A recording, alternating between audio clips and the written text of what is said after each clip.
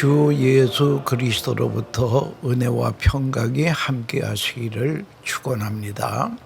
오늘은 사도행전 20장 32절에서 35절의 말씀을 봉독하겠습니다. 그러므로 여러분이 일깨어 내가 3년이나 반나 쉬지 않고 눈물로 각 사람을 훈계하신 것을 기억하라. 지금 내가 여러분을 주와 및 그 은혜의 말씀에 부탁하노니 그 말씀이 여러분을 능히 든든히 세우사 걸어가게 하심을 입은 모든 자 가운데 기업이 있게 하시리라.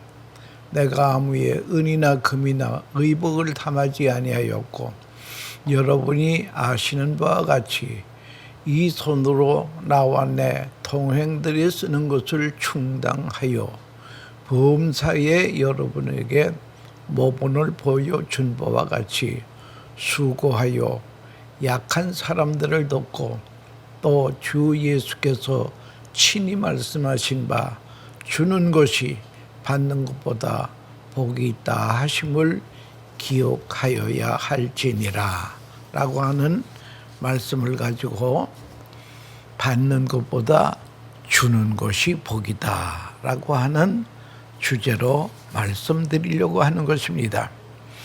여기 35절에 범사에 여러분에게 모범을 보여준 바와 같이 수고하여 약한 사람들을 돕고 또 주 예수께서 친히 말씀하신 바 주는 것이 받는 것보다 복이 있다 하심을 기억하여야 할지니라. 예수님께서 친히 하신 말씀 중에 주는 것이 받는 것보다 복이 있다 함을 기억하자고 하는 말씀이 있습니다. 꽃보다 아름다운 남자라는 말이 있습니다. 이거는 어느 화장품 회사의 브랜드 네임이 옳시다. 이 회사의 이름은 사실은 소망 화장품 회사입니다. 이제 창립 19주년을 맞이해 가지고 처음에는 홍제동의 허름한 건물에서 5평짜리 사무실에서 2명의 직원과 함께 시작을 했습니다.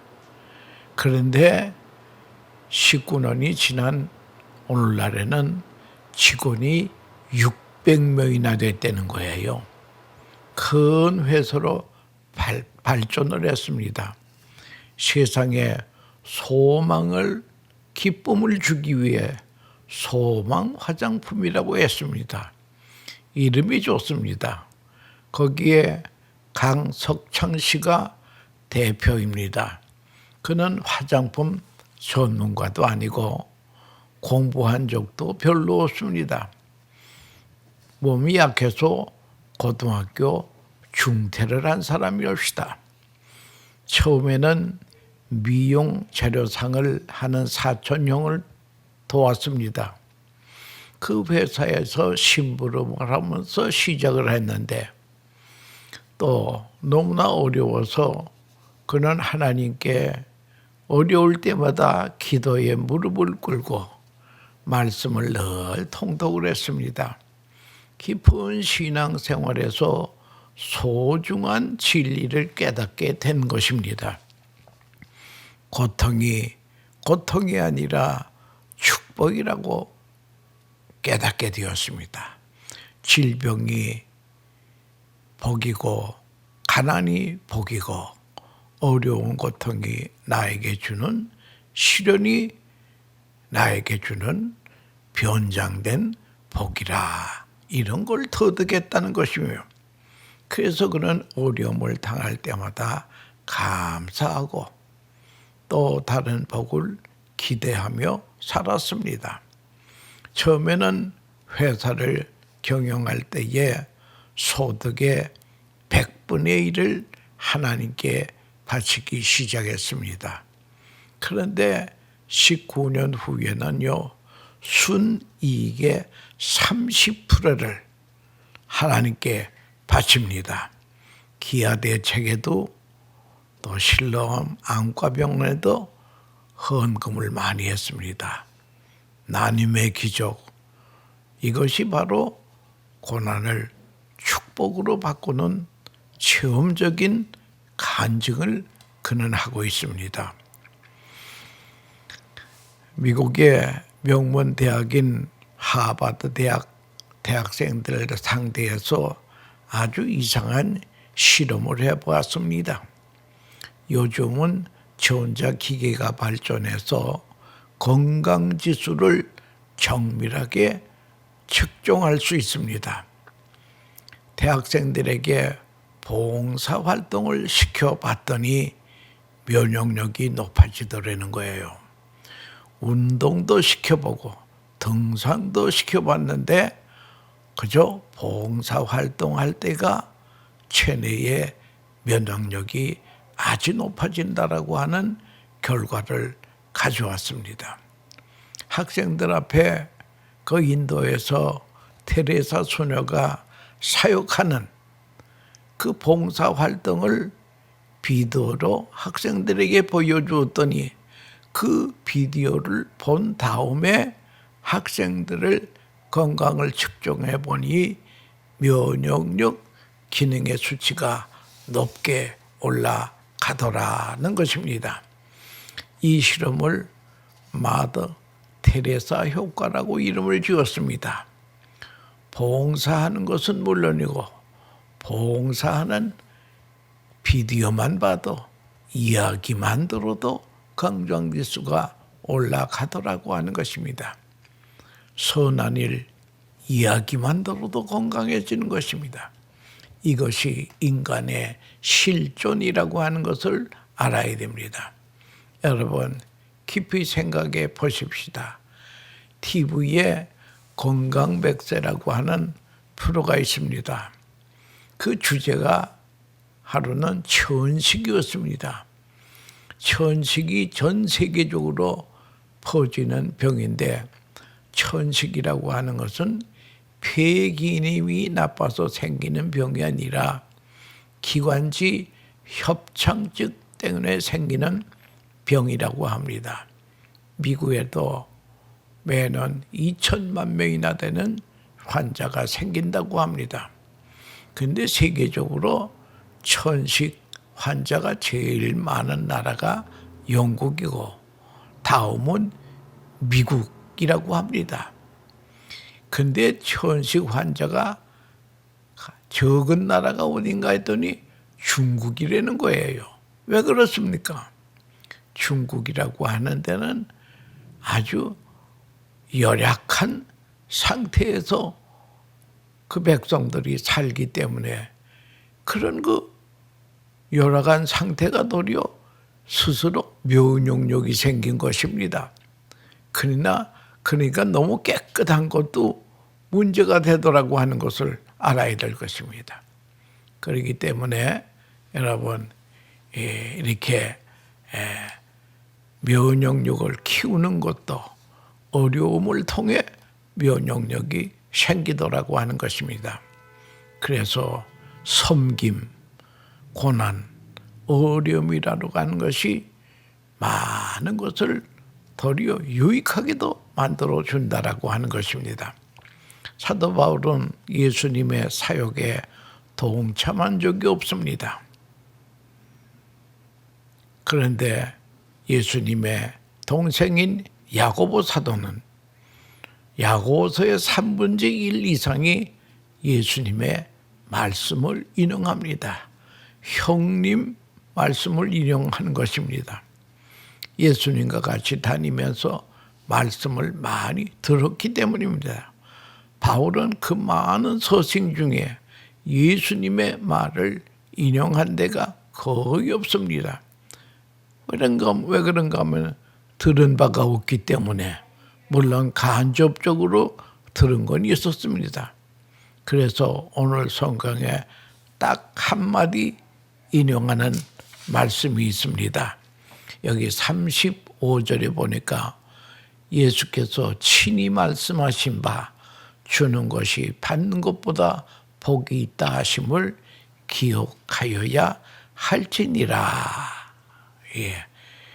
예수님의 말을 거의 인용을 안 하셨는데 이것을 사도 바울은 인용을 했다라고 하는 것이, 주는 것이 받는 것보다 복이 있다함을 기억하여야 할 것이다. 그리스도께서 하신 말씀을 기억하라. 여러분, 복이라고 하는 것이 무엇입니까? 복 받았다고 큰 소리 치는 사람들이 있는데요. 흔히 복이라고 하는 것은 내 노력이나 수고에 관계없이 받는 것을 복이라고 생각하는 사람이 많습니다. 재수 좋게 받을 때의 복이라고 생각합니다. 또 받은 바를 소유하고 지켜갈 때 복이라고 합니다. 그런데 복 중에도 나쁜 복은 빼앗는 복이 옳시다. 남의 것을 빼앗으면서 남의 손해를 끼치면서 자기의 이익을 챙기는 걸, 이걸 복이라고 생각하는 사람이 많이 있다라고 하는 것을, 이게 잘못된 생각이 옳시다. 어떤 사람은 시장에서 물건을 살 때에 아주 깎고 또 깎습니다. 그래야 자기에게 복이 올 줄 압니다. 사실은 그것은 책취지 복이 아니라고 하는 것을 알아야 될 것입니다. 여러분, 복이라고 하면 그것은요, 주면서 기뻐해야 됩니다. 상대방이 기뻐하는 것을 보면서 내가 기뻐하는 것이, 이게 복이라는 거예요. 할아버지, 할머니가 손자들에게 용돈을 줄 때 기뻐하는 것을 볼 때 그게 복이라는 거예요. 이런 높은 의미의 복이 있습니다. 어떤 사람은 주는 것을 불행으로 여기는 사람이 있습니다. 빼앗기는 기분으로 주는 것이 아닙니다. 도둑맞는 불행이 있습니다. 나도 모르는 사이에 빼앗겼다. 사기당한 것, 불행한 것입니다. 빼앗기는 것도 불행한 것입니다. 부득줄 안 줄 수 없어서 주는 것도 이게 불행이라는 거예요.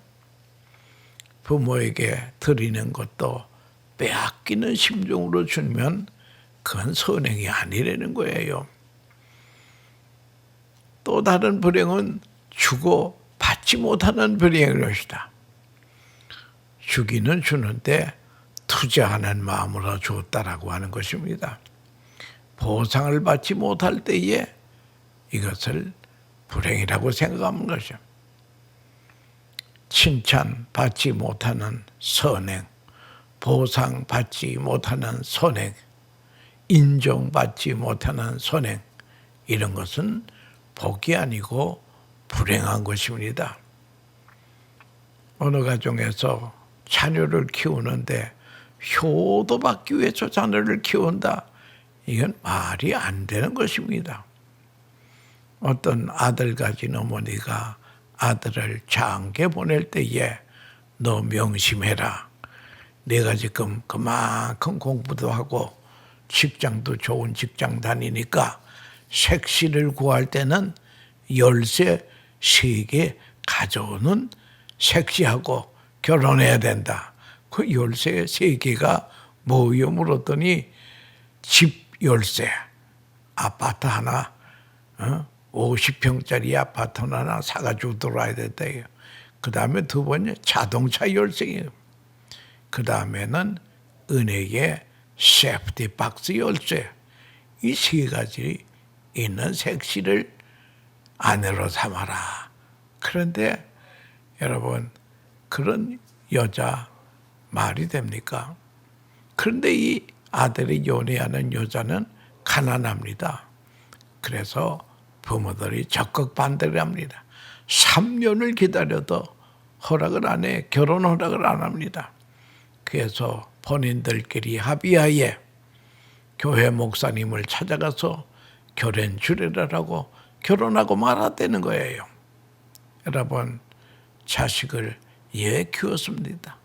열쇠 3개 받으려고 키웠습니다. 키웠습니까? 받으려고 하는 생각이 이 불행하다는 거예요. 주었으면 우리는 잊어버려야 됩니까? 예수님께서 제자들에게 거저 받았으니 거저 주어라. 거저 받았으니 거저 주어라. 하나님께로부터 거저 받은 것이라고 생각해야 됩니다. 거저 받은 마음으로 거저 주는 것입니다. 이것이 신앙의 기본이라고 하는 것입니다. 강도 만나는 사람하고 강도하는 사람하고 어느 쪽이 되고 싶습니까? 주는 자, 받는 자, 당연히 주는 자가 되어야지요. 주는 자가 된 것을 감사하고 줄 수 있는 마음 가진 것도 감사하고, 그러나 내가 무엇을 받으면 거기에 매게 되고 자유함이 없습니다. 그러나 준 사람에게는요, 자유함이 있습니다. 공장에서 막노동을 하는 총각이 이제 어느 여자와 연애를 하다가 이제 결혼을 해야 되는데 신부에게 엄청난 값의 보석 반지를 예물로 주었습니다. 그래서 주위의 사람이 자네 어려운 처지에 왜 그렇게 하느냐 그랬더니 그 총각이 하는 말이 뭐 주어도 다 가지고 집으로 올 것인데요. 필요하면 팔면 되지요. 요거 딱 주고 신부 낚아오자고 하는 그런 신부였습니다. 그러니까 반지 받았다고 좋을 것도 아니에요. 매이는 것입니다. 주는 자만이 자유함이 있습니다. 또 받지 못한다는 불행자의 편이 되어서도 안 됩니다. 예수님은 마태복음 20장에서 인자가 온 것은 섬김을 받으려 함이 아니라 도리어 섬기려 하고 자기의 목숨을 많은 사람의 대속물로 주려 하심이라. 예수님이 이 땅에 오신 목적 자체가 대속물로 주려 왔습니다. 섬기기 위해서는 오셨습니다. 그래서 예수님, 우리 주님 가신 길이 섬기는 길이요 주는 길이라면 우리도 그 길을 가야 되지 않겠습니까? 예수님께서 나는 길이요 진리요 생명이다.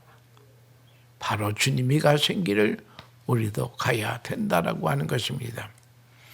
우리나라의 김대규 교수가 쓴 사랑과 인생이라는 책에서요, 사랑이란 이런 것이다 라고 하는 게 있는데요. 첫째는 사랑할 때는 계산하지 마라. 두 번째는 사랑해 하고는 후회하지 마라. 세 번째는 사랑하고 되돌려 받으려 하지 마라.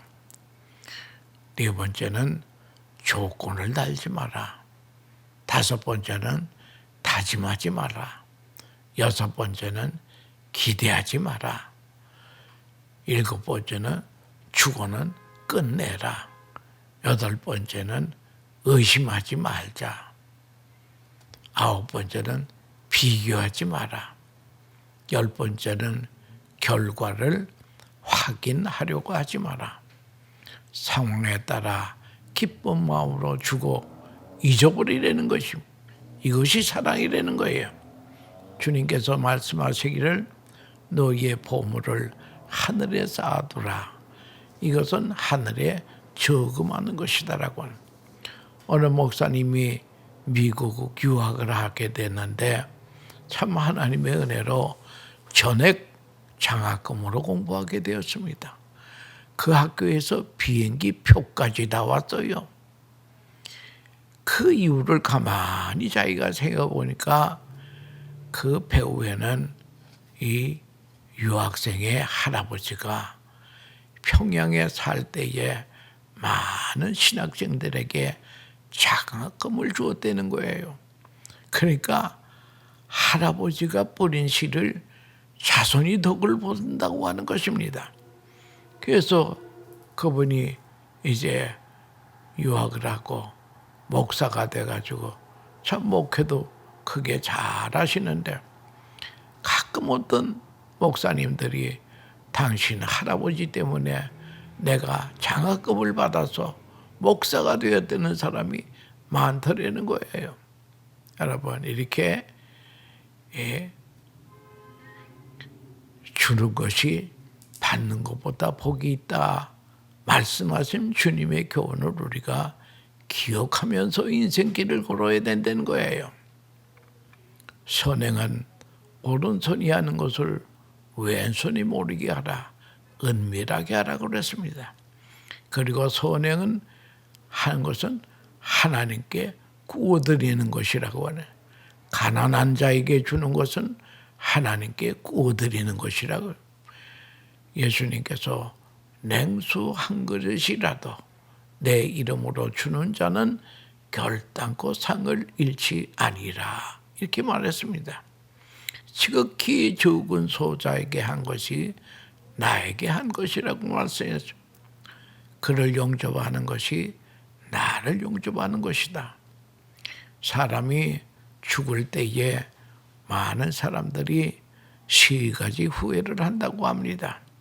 좀 더 베풀며 살았을 것을 그렇게 인색하게 산 것을 후회하고 있습니다. 두 번째는 좀 더 즐겨야 되는데 즐길 거라다 주는데요. 세 번째는 좀 더 참을 거라다 주는데요. 한 번만 더 참았으면 이야기는 달라지는 것인데 이렇게 세 가지 후회를 한다고 하는 것입니다. 여러분, 은혜 받았다고 하는 것이 우리 교인들 간에 주고받은 얘기인데요. 은혜가 무엇입니까? 주는 마음이 은혜예요. 줄 수 있는 것이 은혜입니다. 줄 수 있는 기회가 왔다는 것이 은혜라고 하는 것입니다. 죽어서는 아무것도 바라지 않는 것이 은혜라고 하는 것입니다. 여러분, 우리가 인생길을 살면서 어려운 사람에게 뭘 좀 줄 수 있습니다. 사실을 준 것만이 인생의 흑자라고 하는 것입니다. 우리는 복음을 주어야 됩니다. 친절을 주어야 돼. 웃음을 주어야 됩니다. 물질도 주어야 된다는 거예요. 이런 은혜가 우리와 함께 있어야 된다라고 하는 그런 말이 되겠습니다. 보스턴에는 명문학교가 많이 있는데 그중에 명문학교로 알려진 하버드 대학교. 이 하버드 대학 정문에는 사람을 외모로 취하지 말라라고 하는 로마서 2장 11절 말씀의 문구에 비석이 있다고 합니다. 이 글의 유래가 있어요. 하루는 허름한 옷을 입은 두 노 부부가 총장실을 방문했습니다. 총장을 방문하자고 하니까 하도 총장만 하는 사람이 많으니까 비서는 웬만하면 다 거절합니다. 그래서 이 노 부부에게 비서가 하는 말이, 총장님이 오늘 바쁘십니다. 그러니까 두 부부는 그럼 기다리지요 하더니 가지를 않습니다. 1시간인데도 가지를 않아요. 할 수 없어서 비서가 총장실에 들어가서 저 노 부부가 안가니 잠깐 만나 보시지요. 그랬더니 그러면 들어오라고 해요. 이 총장도 굳은 표정으로 허름한 옷을 입은 노부부를 만납니다. 먼저 부인이 말을 꺼냈습니다. 총장님, 우리에게는 하버드 대학을 1년 다니다가 자동차 사고로 죽은 아들이 있었는데 우리 아들이 하버드 대학을 무척이나 사랑했습니다. 그래서 아들의 기념으로 캠퍼스 안에 기념물 하나 세웠으면 합니다. 총장은 아무런 감동도 없이 우리 학교에 다니다가 죽은 사람의 동상을 세우려면 이것은 공동묘지가 될 것입니다 하고 투명스럽게 말을 했습니다. 그럴 때 노 부부는 총장님, 동상을 세우려고 하는 것이 아니고 아들을 기념해서 기념 건물을 세우려고 합니다. 총장이 가만히 노 부부를 보니까 이 무슨 돈 있어 보이질 않아요. 교회 여기다 건물 하나 짓는 데면 비용이 750만 달러가 소요이 됩니다. 이게 뭐 한 50년 전에 100년 전에 750만 달러는 굉장한 값이옵시다. 투명스럽게 말을 하니까 두 부부는 조용히 일었습니다. 그러니까 총장도 기뻐서 잘 가시오. 노 부부가 총장실을 나오면서 하는 말이 그 정도 비용이면은 대학교 하나를 세우십시다. 그래서 노 부부는 곧장 캘리포니아의 팔로 알토로 가서 아들을 기념해서 대학교 하나를 세운 것입니다. 이것이 유명한 스탠포드 유니버시티였다. 이 노 부부가 레란드 스탠포드 부부였습니다.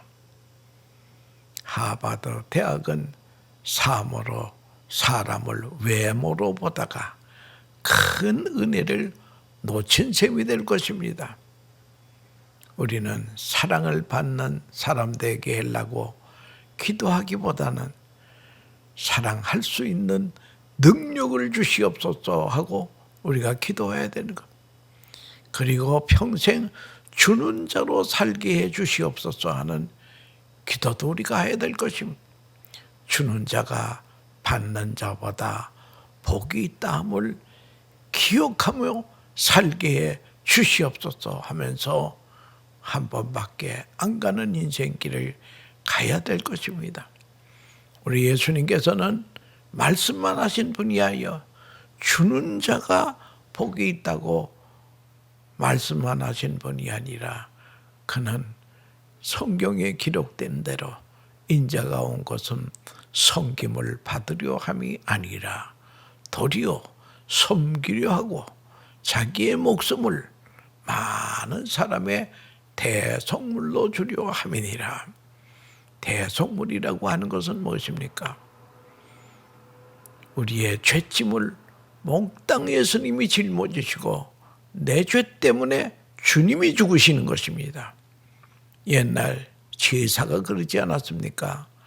양 한 마리를 번제단 뿔에 메고는 양아, 너는 죄가 없지만 내 죄를 몽땅 네가 뒤집어 쓰고 네가 죽어라. 그래가지고 그 양을 죽여서 번제물에 태워 제사를 지내지 않습니까? 우리 주님께서 나와 여러분들을 구원하기 위해서 대속물로 마지막 피 한 방울까지 우리에게 죽어가신 분이 예수님이라고 하는 것을 그걸 우리가 깨달으면서 우리는 주시는 말씀처럼 주 예수께서 친히 하신 바 주는 것이 받는 것보다 복이 있다 하심을 기억하면서 인생길을 걸어가는 복된 하나님의 백성들 다 되시기를 축원합니다. 감사합니다.